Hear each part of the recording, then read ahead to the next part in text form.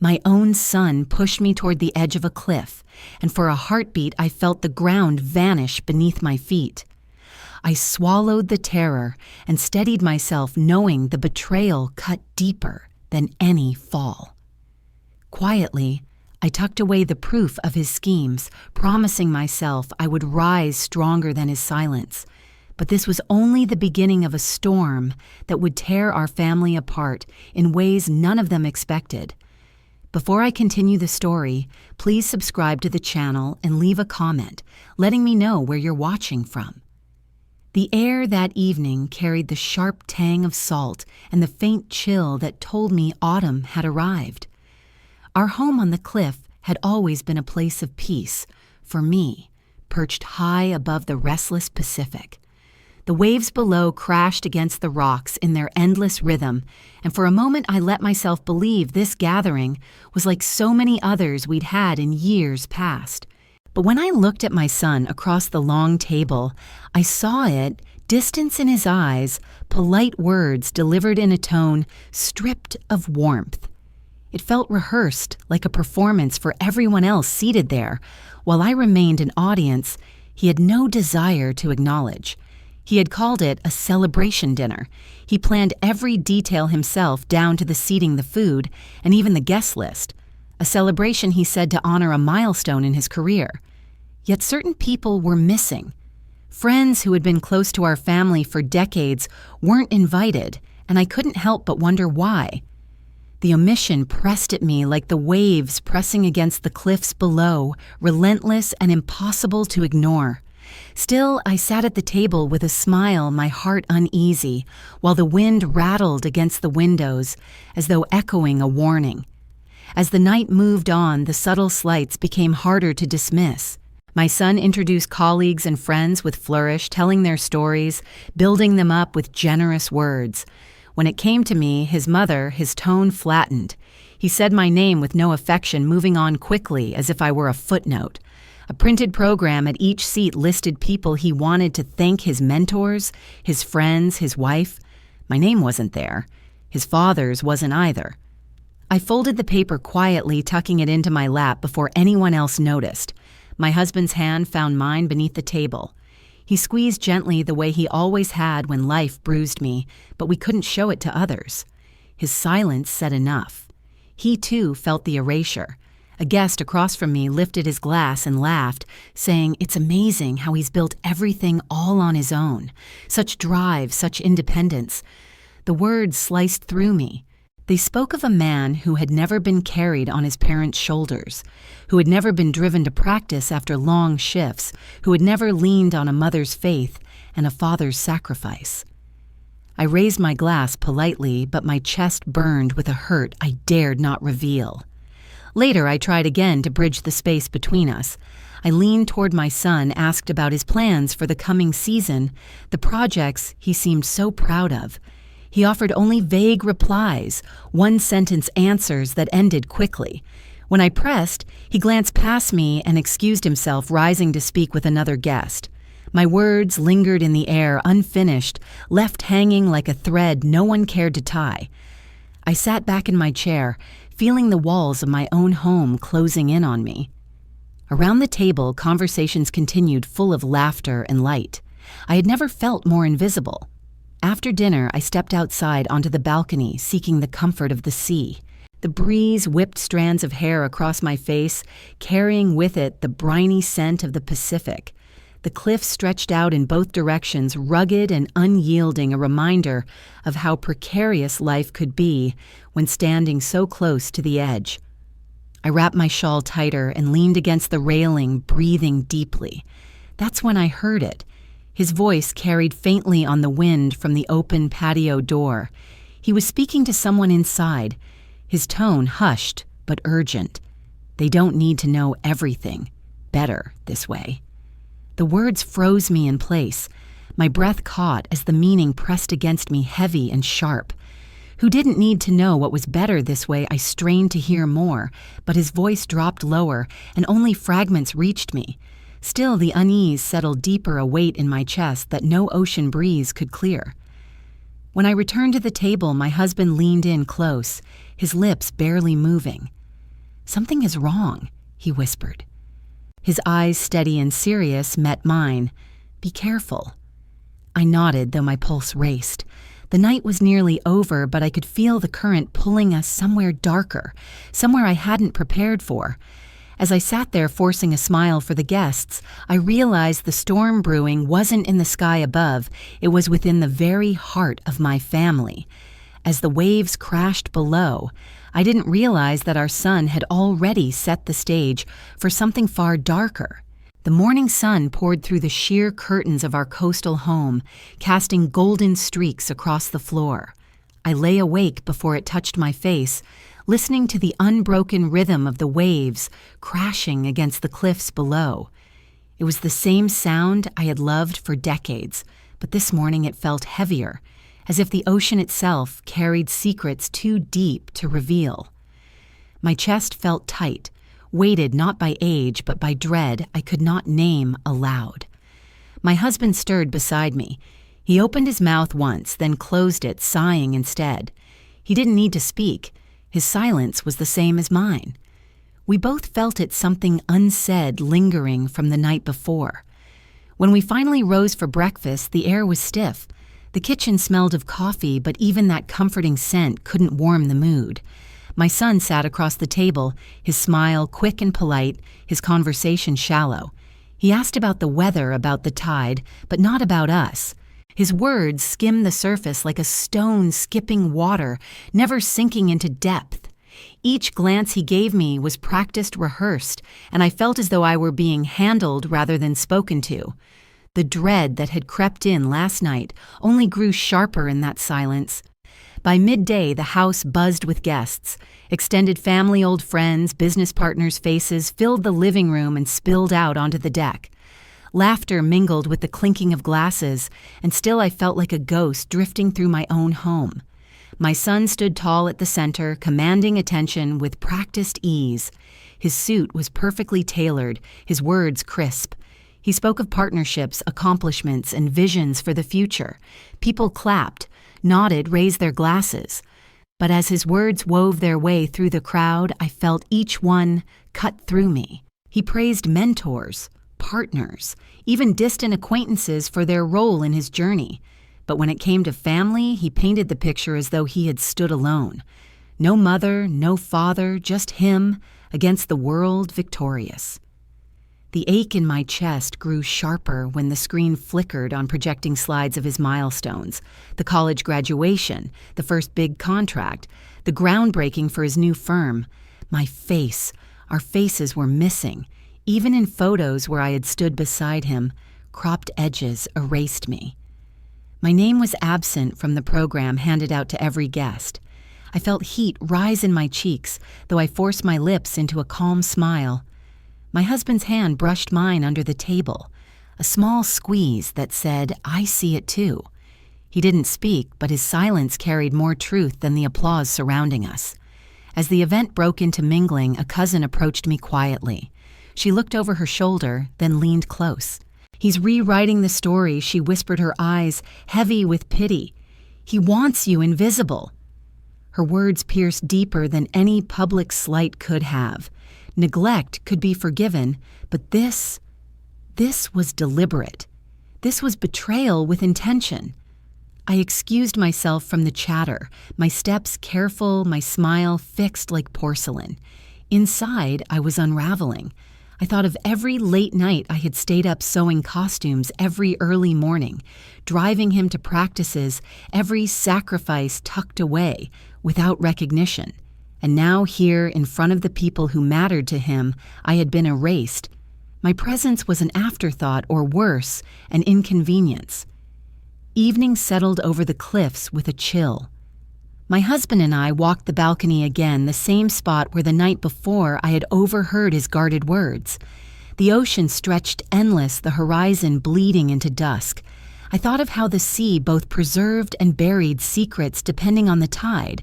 My husband's arm brushed mine, grounding me in that cold air. The door behind us creaked, and my son's voice carried out casual but sharp. He spoke not to us, but to someone inside his words, drifting like smoke into the night. Sometimes, The past has to be buried literally. The sentence froze me in place. My breath caught. Buried. The word rang too close to the bone, too deliberate to dismiss as a metaphor. My husband stiffened his grip on the railing, tightening. He leaned close, his whisper a knife against my ear. If he pushes us, pretend we're dead. His words weren't paranoid. They were protective. They were survival. I held the railing until my knuckles whitened, staring down at the rocks where waves slammed mercilessly against the shore.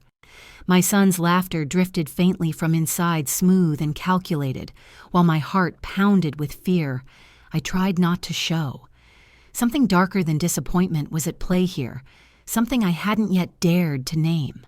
As the night deepened, the ocean roared below, and I realized just how precarious our lives had become, balanced on the cliff's edge, one step away from disappearing. The house was silent when the last guest's car disappeared into the night. Only the ocean remained its restless breath, rattling the windows and slipping through the thin spaces under the doors. I moved slowly through the dimly lit living room, the glow of the lamps leaving wide shadows in the corners. My steps were heavy, not from age but from the weight pressing down on my chest. The laughter from earlier still echoed faintly in my ears, though now it felt like a cruel performance. I let my hand brush against the back of a chair, as if grounding myself, whispering inwardly, I must hold steady. I must not break. Yet with each moment of silence, the ache inside me deepened, settling like a stone at the bottom of my heart. It was then, in that half-light, that my gaze caught the wall above the fireplace. The family portrait taken only a few years ago when Callan still had baby curls hung in its usual place. But something was wrong. My breath stopped my eyes, refusing to believe what they saw. My face, once there beside my husband and son, was gone. In its place, neatly fitted, was a photo of Selene. Her smile was radiant, her presence perfectly centered, as though she had always belonged there. I froze, my pulse pounding so loudly I thought it might wake the entire house. My husband came to stand beside me. At first he blinked as if his eyes were playing tricks, but then his mouth parted in disbelief. He whispered my name, reaching toward the frame, his hand trembling. I couldn't move. Every sacrifice I had made, every stitch, every meal, every sleepless night, condensed into that single horrifying detail, I had been erased. Not ignored, not overlooked, replaced. The silence between us thickened, pressing in from all sides. My grief surged, but I swallowed it, forcing my spine straight, my chin steady. To cry now would feel like surrender, and I refused to give them that. My body ached with the effort of standing still while inside, something sharp twisted against my composure. Just then, soft footsteps pattered across the wooden floor. Callan, clutching a toy car, stumbled into the room. His eyes lit up when he saw us, innocent and unaware of the storm that raged between those walls. He pointed at the portrait, his little finger tracing the outline where my face had once been. "Grandma," he asked, with a puzzled tilt of his head, "why's your face gone?" The word struck harder than any insult, sharper than any slight. Out of the mouths of the innocent comes truth. No adult dares speak. My throat closed, and I bent down quickly, forcing a smile I didn't feel. I brushed his cheek with my hand, steadying my voice, though it cracked like glass. "Sometimes pictures get changed, sweetheart," I murmured, willing myself not to break in front of him. He blinked, satisfied enough with my vague answer, and ran off again, leaving his question echoing in the hollow space he left behind. I turned back to the portrait, humiliation burning deeper than grief. To be cut out so openly, so carelessly, and to have a child notice, it was cruelty sharpened to a blade. My husband's jaw tightened. His voice dropped low, a whisper, rough with restrained fury. "They've crossed a line." With care, as though protecting something sacred, he lifted the portrait from the wall. He didn't slam it down or curse. He simply held it, shielding my dignity as best he could.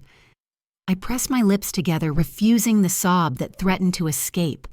My silence was my last armor. If I spoke, if I let the tears fall, it would mean admitting they had broken me, and I would not give them that power. Later, I stepped out onto the balcony, the night air sharp with salt. The waves roared beneath the cliffs, relentless and unyielding. I leaned against the railing, staring into the dark expanse, and realized the truth I had been resisting. The family I had built piece by piece was cutting me out with precision. What had once been solid now trembled like the very cliff beneath my feet, eroding, crumbling, collapsing inch by inch. That night, as the ocean pounded below, I felt the first real fracture inside me. Not just hurt, not just humiliation, something deeper, more final. Like the cliff itself was beginning to break apart, taking me with it. Morning in our Houston cul-de-sac arrives soft and practical.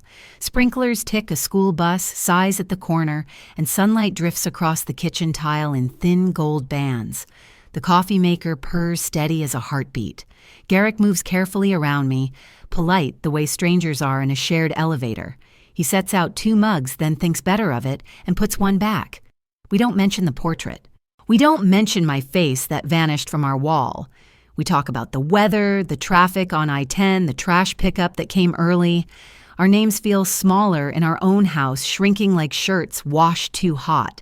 I butter toast. I don't want the knife scraping loud in the quiet. We have learned after long years together to say a great deal by not saying anything at all. By 11, I'm at the pharmacy for Garrick's refill. The clerk knows me.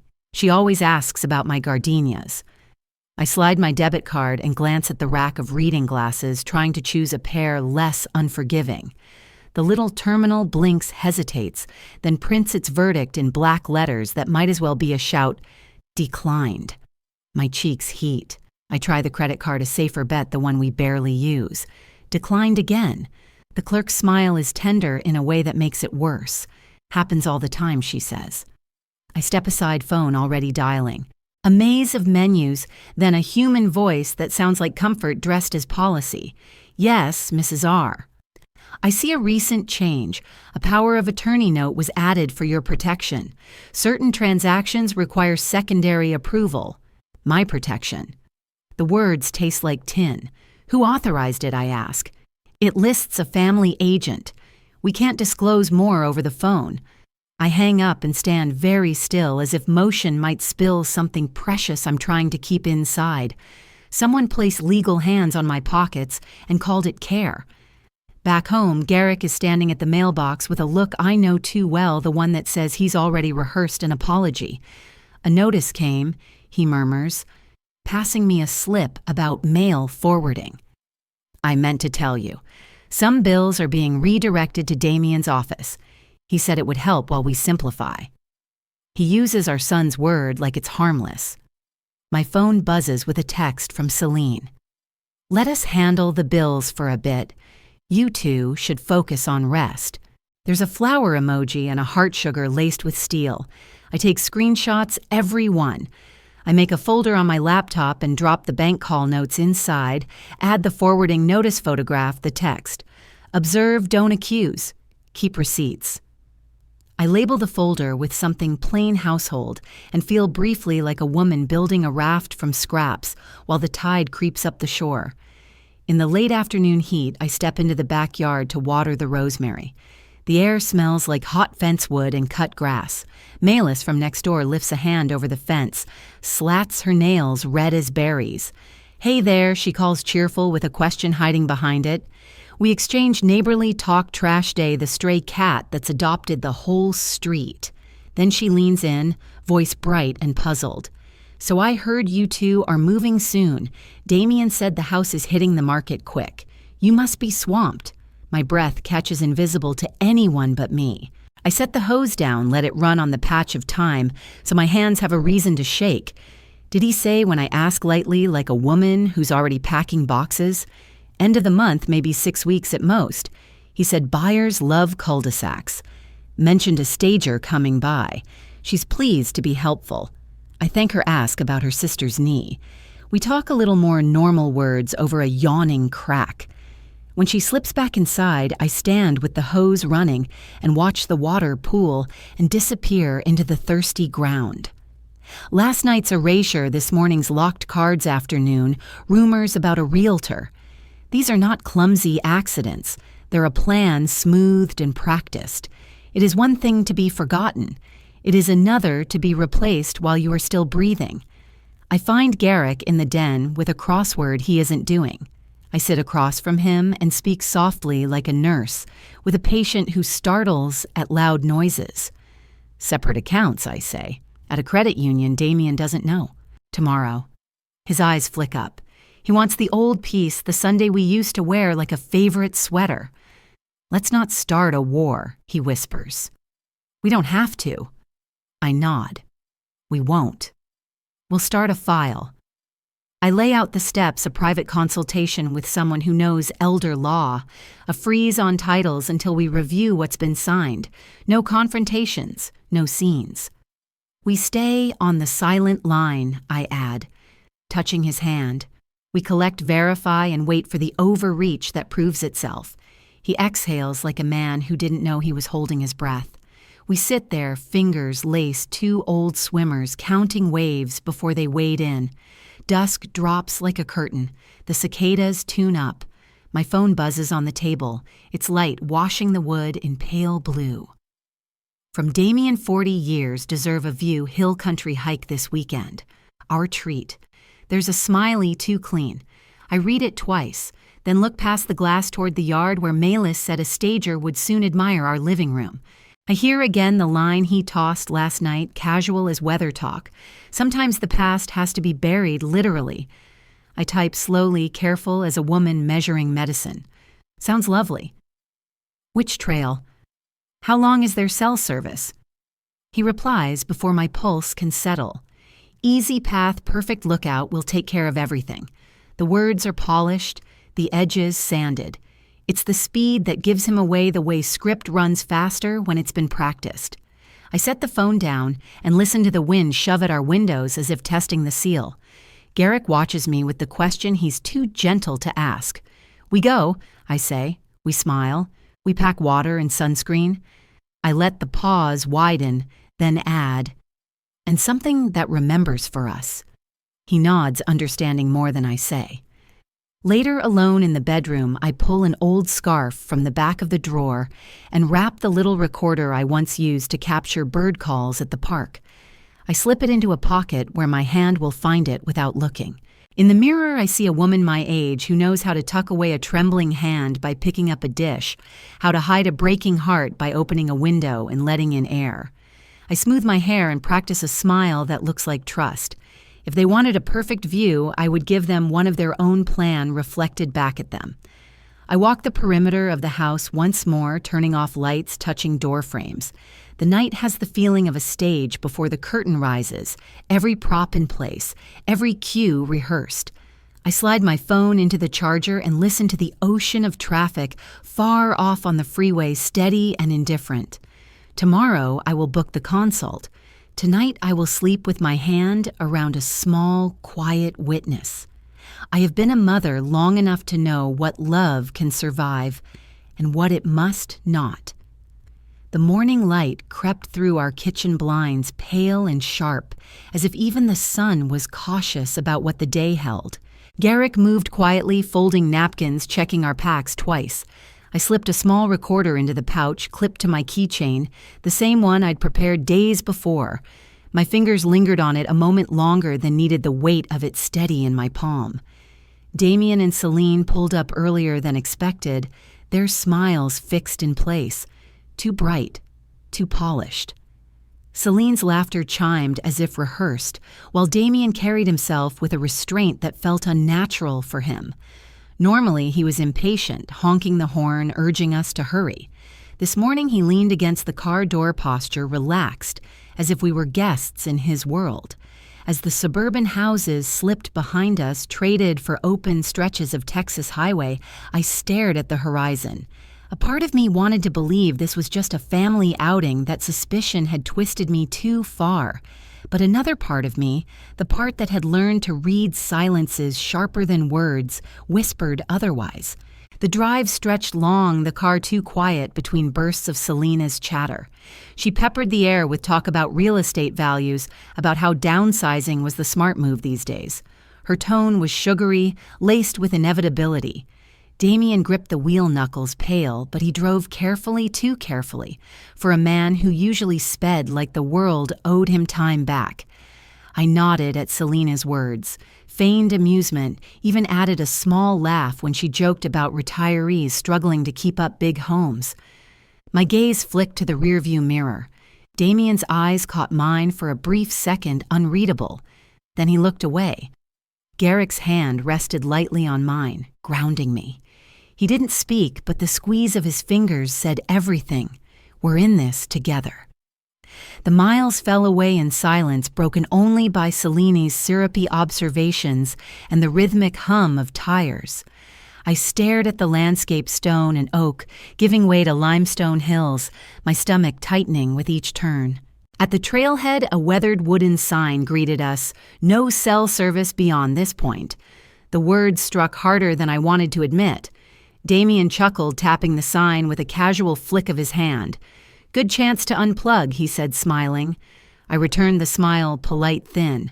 My phone screen confirmed it, no bars. The absence felt like a door slamming shut behind us. I touched the keychain recorder again, a small anchor in my pocket. Garrick adjusted his hat, his shoulders tense, but his voice neutral as he remarked on the crisp morning air. We moved forward, the crunch of gravel underfoot echoing louder than conversation.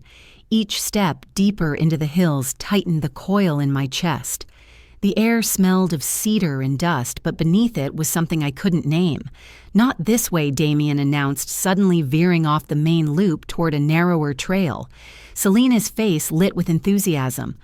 "Oh, you'll love this," she gushed. "The view is just perfect for photos." The path shrank, rocks pressing in on one side, the sharp drop of a cliff yawning on the other. I felt the uneven earth beneath my shoes, the kind that shifts if you place too much weight in the wrong spot. My knees ached from the incline, but my senses sharpened with every step. This wasn't leisure, this was staging. Celine's voice carried a strange brightness as she described the vista we hadn't yet seen. "You'll see, it's breathtaking. Just wait." I caught Damien glancing back at us, his eyes flicking over our movements, our pace, the space between us. I slowed deliberately, forcing him to wait. Suspicion hummed louder than the cicadas in the trees. At last, the trail opened into a ledge overlooking the valley. Damien spread his arms as if unveiling a masterpiece. "See, isn't this worth the climb?" His voice carried the easy warmth of a salesman closing a deal. I stepped closer, the horizon stretching out in endless waves of stone and green. Beautiful, yes, but the drop below was jagged, unforgiving. Garrick leaned closer, his lips barely moving, his voice, a whisper too faint for anyone else. "Pretend we're dead if it comes." The words didn't shock me. They settled iron heavy into the pit of my chest. He wasn't speaking in fear, he was speaking in survival. I nodded once, letting the weight of the plan become part of me. Damien positioned us near the railing, his hand resting lightly on the wood. Selene stepped back, phone raised, angling it as if to frame us for a photograph. "Closer," she urged with a sweet smile. "Just a little more to the edge." The light is perfect. The ground beneath me shifted, gravel rolling under my shoe. My breath caught. I looked down at the rocks below, sharp waiting. The air smelled of cedar, and something else like betrayal turned solid. And in that suspended moment, with the wind pressing at my back and Garrick's hand steadying my elbow, I knew the push, when it came, would be as silent as a broken promise. The moment Damien's hand pressed into my back, the world tilted. My body lurched forward, and the sharp Texas air knifed past my face as the ground fell away beneath me. Rocks blurred below, jagged like broken teeth, waiting to claim me. My heart stuttered, struggling to keep pace with the violent rush of gravity. For one raw, searing second, I could not believe what had just happened, that my own son had pushed me. Then Garrick's grip latched onto my arm, wrenching me sideways, dragging me out of that deadly line of descent. We crashed onto a narrow ledge, my shoulders slamming hard against the stone. Pain shot through me like lightning, white and blinding. Garrick half landed over me, his weight both crushing and shielding. Pebbles rained from above, bouncing across the ledge before tumbling into the void below. I gasped, each breath jagged, while my mind replayed Garrick's whispered warning from days before. Pretend we're dead. Above us came the sound of Seleni's gasp, pitched high, almost theatrical. They fell. Damien, they fell. Her words rang sharp, rehearsed like a line she had practiced. My stomach clenched. This wasn't shock, it was a performance. Damien said nothing at first. The silence cut deeper than any accusation. Then his voice carried flat and certain, "Stay back. Don't let anyone come down here." The words confirmed everything. This wasn't a stumble, not an accident, not even a burst of rage. It was deliberate. My own son wanted me erased. Garrick pressed his lips against my ear, his voice a ghost. "Don't move. Don't breathe loud." I forced myself to stillness. Dust coated my face, stinging my eyes, seeping into my throat. Every instinct screamed to cry out to demand why, but I knew silence was survival. We lay there on the ledge, bodies, stiff eyes cracked only enough to see blurred shapes above. Celine's voice wavered in false hysteria. "What do we do?" people will ask. Damien cut her off with a low growl. "It's done. No one survives that drop." The words struck harder than the fall. Each syllable was a nail sealing my coffin while I was still breathing. I felt the tiny weight of the keychain in my pocket, and a flicker of hope sparked. The recorder was still there, its faint red light blinking hidden from their sight. It had captured Damien's words, proof, not only of betrayal, but of intent. Celine's reply came soft, almost tender, but its cruelty burned hotter than fire. "Then the house is ours." Something inside me hardened. Rage didn't come like a flame. It came like ice, sharp and clear. They thought they had finished us. They thought we were already gone. Garrick's hand found mine in the dust. He didn't need words. The squeeze was enough. We would survive. We would wait. And then we would show them what the dead could do. Time stretched endlessly as their footsteps retreated, each crunch on gravel, a marker that we still had moments left to breathe. My shoulder throbbed, my ribs ached, but my mind sharpened like a blade. Every second I lived past their plan was power. When silence finally reclaimed the cliff, I dared to lift my eyes. From the ledge, I could see the path curling upward, too steep, too dangerous to climb now, but not unreachable forever. I let the dirt settle on my tongue, the copper taste of blood sharp in my mouth. But underneath it all, there was another taste, bitter but strong. Resolve. They thought we had fallen to our end. But the truth was simpler. We had fallen into our beginning. When I opened my eyes, the first thing I felt was the weight of pain pressing through every limb. My shoulder throbbed as if fire had been poured into the joint, and every breath rattled against my ribs. Garrick stirred beside me, his face grim, streaked with dirt, his breath shallow but steady.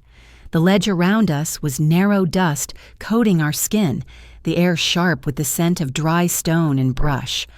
Above the world was quiet except for the restless wind whistling across rock. Somewhere water dripped slow and hollow. I drew in a ragged breath and whispered, "We're alive. That's enough for now." The words felt fragile, yet they anchored me. Even in agony, survival had carved out space.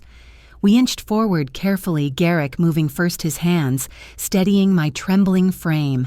The cliff dropped cruelly below us, jagged rocks funneling into a dry creek bed. It wasn't an easy descent, but it was a chance. Garrick's eyes scanned for footing mapping escape routes, while mine locked on the marks that mattered differently. The scrape on the ledge where Damien's shoe had ground into stone, as he shoved me the faint impression of Celine's heel in loose dirt. I whispered the evidence aloud as though saying it preserved it in memory. He pushed. She watched. And here's where they left their mark. Garrick only nodded, but his silence carried agreement. Every scar this place left on us was also a record. As I crawled near a thorn bush clinging to the edge, something caught the dying light, a shimmer of silk. I reached carefully and drew out a scarf, red pattern torn at the hem, speckled with dark stains. My stomach turned. Celine's scarf, and the stains, old blood. Proof she had been here too close, too purposeful. She hadn't stumbled into danger, she had stepped into it willingly, leaving behind the trace of her complicity. I folded it quickly, tucking it inside my jacket, holding it as tightly as if it were gold. "One more stone for the foundation of truth," I whispered. Betrayal sharpened, but so did resolve. They had erased me from portraits and gatherings. They would not erase this. Crunch. The sound above froze me in place.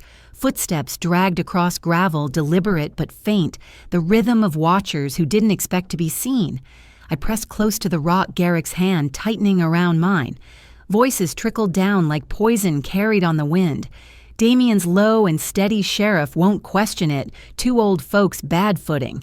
Then Celine's brittle laugh, hollow but cutting, and the papers already signed.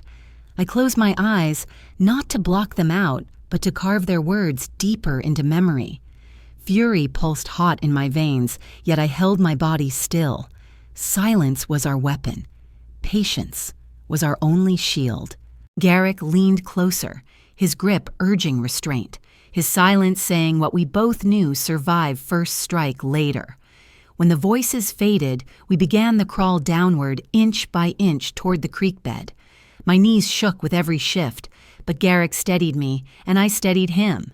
The ground met us at last with a soft crunch of dust.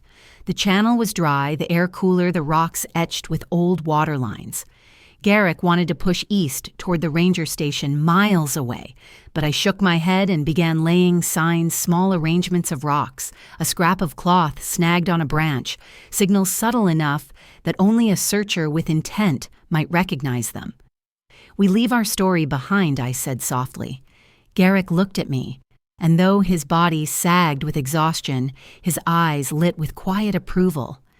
By the time twilight draped the canyon, the world was a hushed blue-gray, every shadow stretching long. The air shifted colder alive with sounds rustling, brushed the faint cry of a bird, and then cutting through a howl. Coyote, or something human. The sound curled against the cliff walls, eerie, a warning or an omen. I reached for the keychain in my pocket. Its small red light blinked faintly in the dark, carrying Damien's damning words, Celine's cruel promises.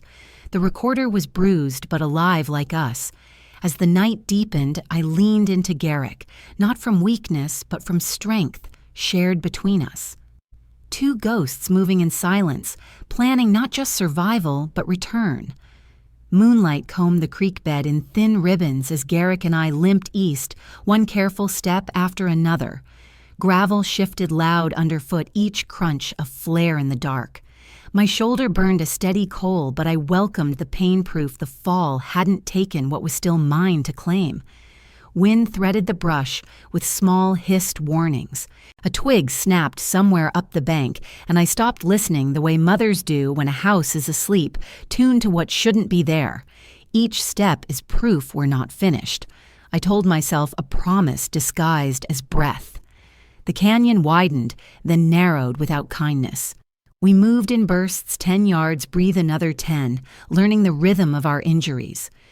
Garrick kept his palm at my back when the gravel sloped treacherous. I steadied him when his right knee buckled. The silence had weight. It pressed questions into us we didn't voice. Did they look down again? Had they already called someone? Had the lie begun to travel? I pictured the portrait wall without my face and felt the ache shift into something cleaner.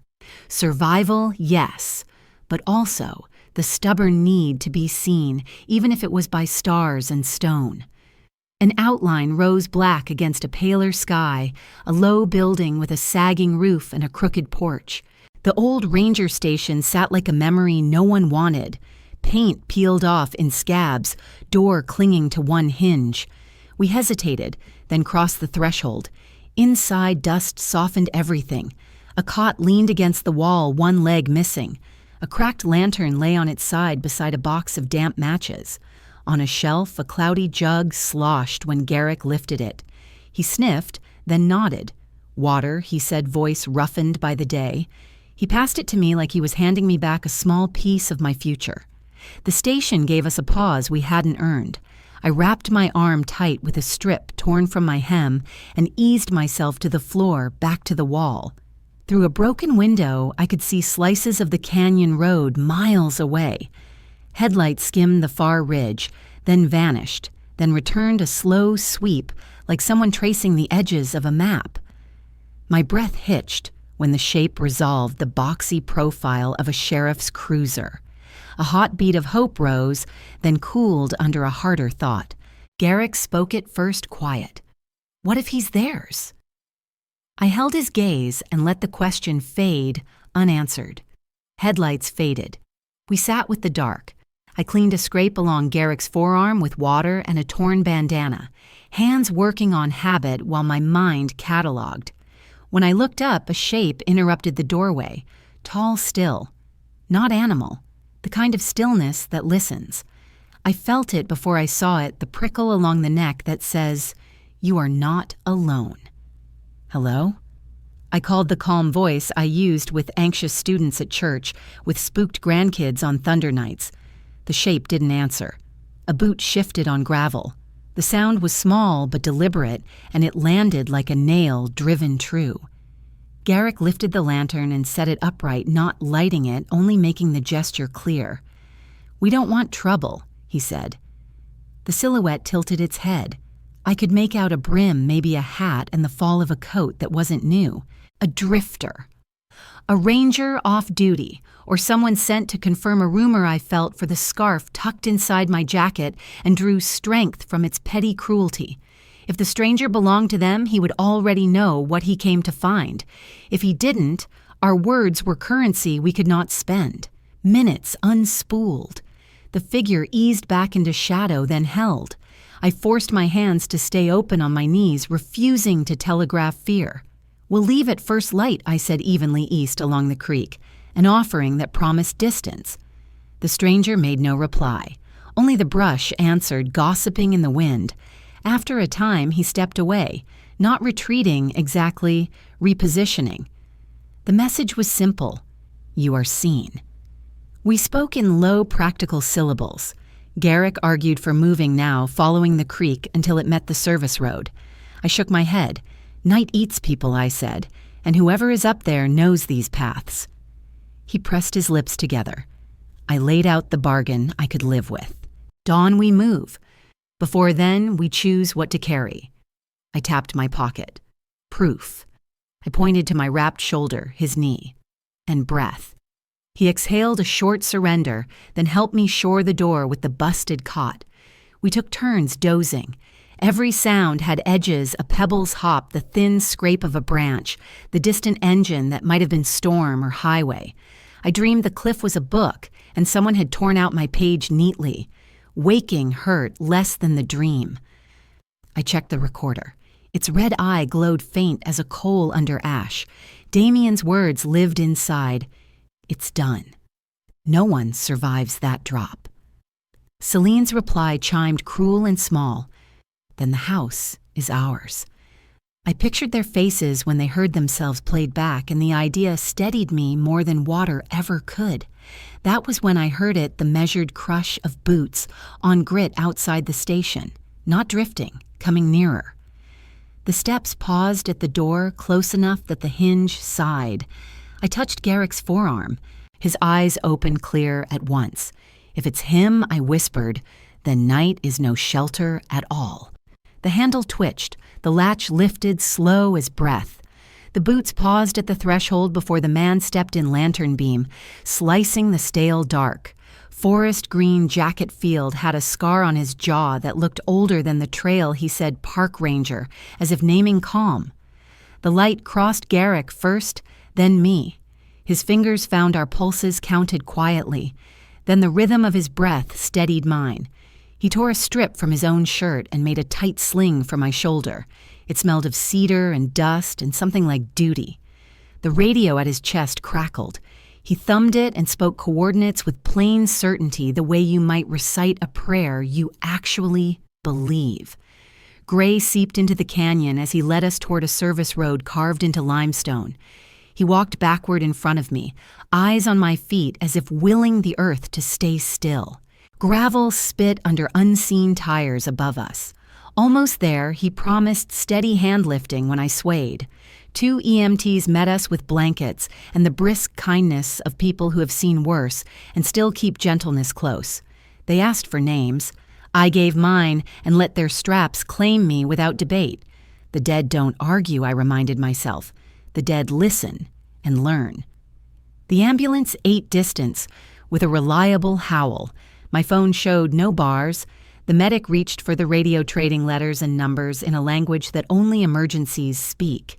"Anyone we should call for you?" he asked. The question was gentle honest. I shook my head. "No one," I said, voice small against the siren.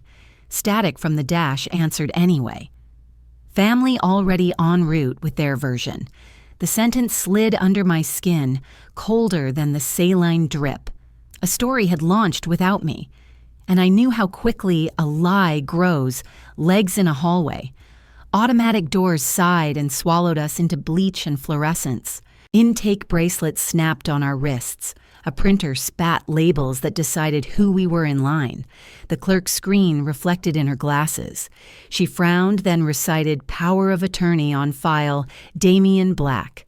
A form arrived with a polite barricade embedded in its clauses for your protection. Certain consents require the authorized party. I read every line like a lawyer who had forgotten her glasses, slow and exact, and let the anger cool into something that could hold shape. Curtains whispered on their tracks. Gauze hissed from a roll. Through blue fabric to my left, I heard Celine tune her voice to soft tragedy. "They tripped," she told a nurse, breath catching in practiced places. "They get dizzy. We try to keep them off cliffs."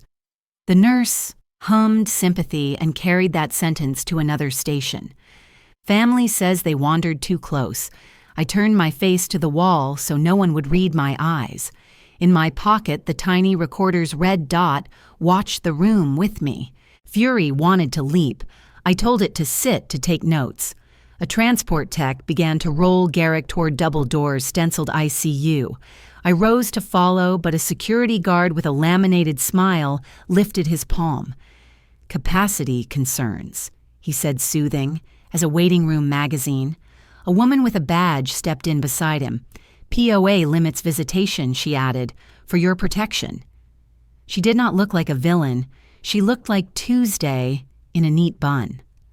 I stood in paper slippers and felt again the old ache of being told to wait while other people arranged my life.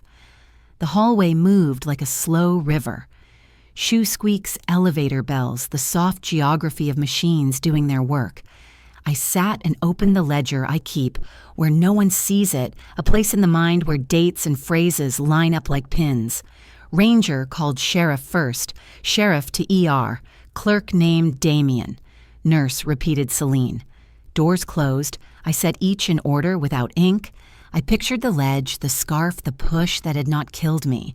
I pictured my son's quiet eyes and let the memory harden into a key blank I would cut later. A TV in the corner murmured about weather and traffic. The city spun on innocent of our cliff. Coffee arrived in a paper cup that tasted like agreement. I held it with 2 hands, feeling the tremor that wasn't fear so much as nearness. Truth no longer felt like a mountain. It felt like a staircase, one careful step at a time, while someone kept moving the handrail. Selene passed once, perfume, blooming like a polite cloud. She touched the corner of her eye with a fingertip and told a volunteer, "They're resting, poor things." The volunteer offered me a look intended for stray dogs and turned her clipboard back into a shield. I thanked her anyway and watched the light above the ICU door blink from red to green to red, as if honesty itself were pacing behind the glass. Waited. The sheriff arrived near noon, boots, clean questions cleaner.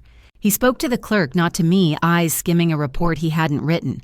Unfortunate, he said to the air. Steep terrain. He nodded at Selena's folded hands and never met mine. I offered nothing. The dead don't contradict. They collect.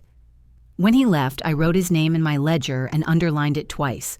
Their signatures locked the doors I told the cooling coffee, but their own words will turn the keys. So I waited in that hallway not as a victim, but as a witness with a ledger in my hand, listening for the first crack in their script. The hallway outside ICU hummed with the steady shuffle of shoes and the distant beep of monitors. I sat upright in the triage bay, my shoulders still strapped tight, a thin blanket pulled across my lap. I counted every sound, every step, every name on the badges that passed. It was how I kept myself anchored. Garrick lay behind glass doors down the hall, pale but breathing. I wasn't with him because of policy, a word spoken like law but not truth. I told myself, remember the sequence. Remember the names. This ledger in my head was my only weapon. The curtain swayed as someone brushed by. Damien's shadow stretched long before his voice followed. He leaned in, thinking the sedative still dulled me. Celine hovered at his shoulder, mascara smudged just enough to look rehearsed. His whisper cut like a blade, remember accident. No money talk. He thought my ears were closed, but I heard every syllable. A nurse froze mid-charting. Young dark hair pulled tight under her cap eyes, lifting from her clipboard wide alert. Her name tag read, Inez. She didn't say a word, just let the pen hover while her eyes flicked from Damien to me. She heard it too. I kept my face slack, my breathing, even as though I hadn't registered a thing. Inside, though, the cold satisfaction spread. At last, someone else heard what I had been carrying alone. When they drifted away, I flexed my finger twice against the blanket. Not a twitch, not an accident, an answer. Inez's gaze sharpened. She murmured something routine, her tone steady, but then added softly, "If you're in danger, move 3 times." I shifted my hand once, twice, 3 deliberate beats. She didn't flinch, didn't gasp, just nodded and went back to her chart as though nothing had changed. Minutes later, without ceremony, she paged security and a social worker. She never looked back at me, but I felt the bond. Silent, precise, unbreakable. The detective arrived with her plain suit badge clipped to his belt-tired eyes that missed nothing. "Johnson," he introduced himself in a whisper. He and the charge nurse slipped behind the curtain. Inez gestured toward my tray. I pulled my keychain onto the surface. The red light blinked steady. I pressed play. Damien's voice captured raw, "It's done." No one survives that drop. Selena's reply dripping with triumph. "Then the house is ours." The tiny speaker spat their words into the sterile bay. Johnson's jaw hardened. He asked the nurse for chain of custody logs, timestamps. He copied everything, every click documented. For once the burden wasn't just on me. The weight shifted. I breathed like I hadn't in days. Not gloating, not relief, just vindication, quiet and clean. Screens glowed in the security office down the hall. Johnson pointed. The nurse nodded, and I stood silent behind them. Lobby footage showed Damien and Celine before intake huddled together, lips tight, coaching each other. Their time of entry conflicted with the discovery story they'd given. Another crack. Then came the ranger's dispatch log, first call, made to the sheriff, not EMS. That detail alone sliced open their version. Every lie, every erasure, every humiliation now had paper trails. Cameras didn't cry, but they told the truth, if you knew how to listen. By evening, hospital counsel stepped in. Johnson filed for an emergency suspension of Damien's power of attorney. The order was signed with the gavel weight of authority. One line of paper flipped the balance. Visitation reversed in a breath. Security walked me past the glass doors and into Garrick's room. His eyes fluttered open, confusion softening into relief when he saw me. I took his hand.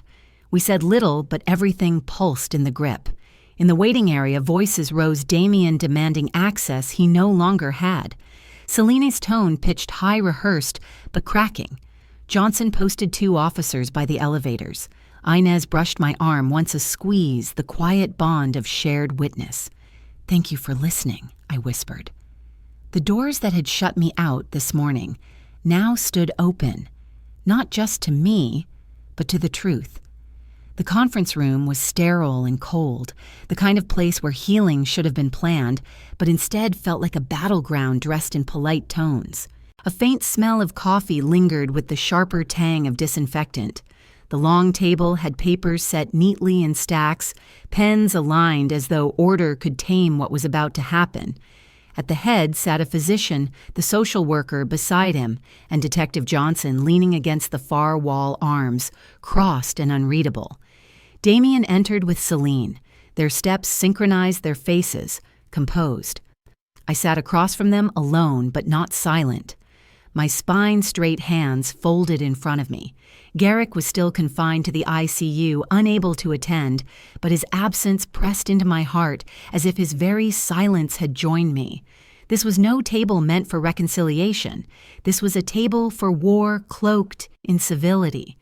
Damien's opening words came wrapped in concern, but sharpened by control. Mother's confused, Dad's fragile. We need authority to ensure stability. He laid a folder across the table, his motions deliberate, rehearsed. Inside was a draft petition for guardianship, his lawyer apparently on standby. His tone was calm, but the steel under it was obvious. Celine's eyes glinted as though they had practiced this very performance together. I let the silence breathe before speaking each word measured. The hospital suspended your power of attorney yesterday. You don't get to rewrite what's already been undone. My voice stayed low, firm.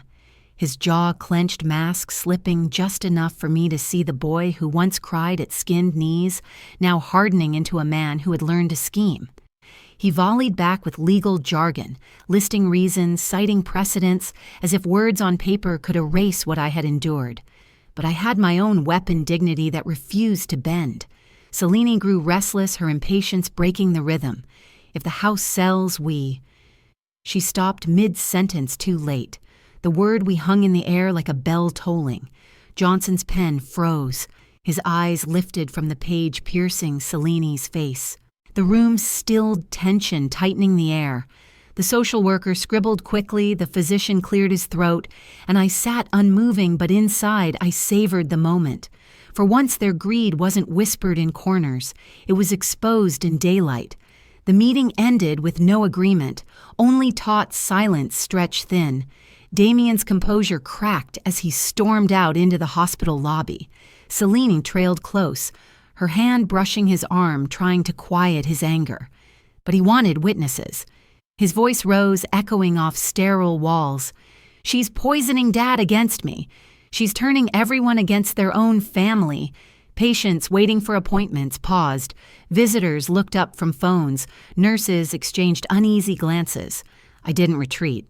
I stood in the open, still and unflinching, letting his volume draw eyes.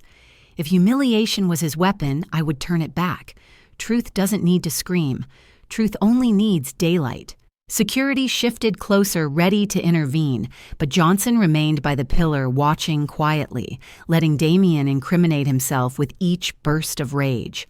My heart ached as strangers watched me accused by my own blood, but instead of shame, I felt resolve. If he wanted to strip me in public, I would not cover myself. I would let his words be the clothes he wore. His tantrum echoed down the corridor, but the sound only served to reveal how hollow it was. Then a voice broke through the noise. "That's enough." Marjorie stepped forward, my niece, her hospital badge clipped to her scrubs, Damien's own cousin. Her face was pale, but her voice carried steel. "Aunt, you don't deserve this. Uncle Garrick doesn't either." She turned her eyes on Damien. "I heard you, weeks ago, laughing about easy money. You thought nobody was listening, but I was." The lobby hushed. Damien froze. Celine's mouth opened and closed. Marjorie's words cut through like a blade, the first true crack from within their own circle. Gratitude swelled in me, though I held it quietly. Allies and family are fragile, but truth from one of their own blood carried a weight no paper petition could erase. The crowd thinned, slowly, whispers curling through the air like smoke. Damien stood rigid fury trembling in his jaw, Celine clutching his arm in silence now. Johnson finally stepped closer, lowering his voice so only I could hear. Now the cracks are wide enough. We move. I nodded, eyes drawn back to the ICU doors where Garrick lay. The machines behind that glass kept rhythm with my own resolve. My strength was tethered to his survival, but it was also my own. The fracture lines had widened into open fault lines, and soon the ground beneath us would split apart. What they tried to erase would rise louder than their lies. The courthouse smelled faintly of polished wood and dust, the kind of place where truth was supposed to carry more weight than whispers. My cane clicked softly against the tiled floor, a steady rhythm of endurance. Beside me, Garrick sat in his wheelchair, pale but steady, his hand resting over mine. We had survived the cliff, the silence of hospital walls, and the humiliation of our own blood. Now, 1 week later, after discharge and fragile nights of recovery, we faced the final measure. Damien and Celine sat opposite, pressed into sharp suits, a lawyer stationed like a shield between them and the truth.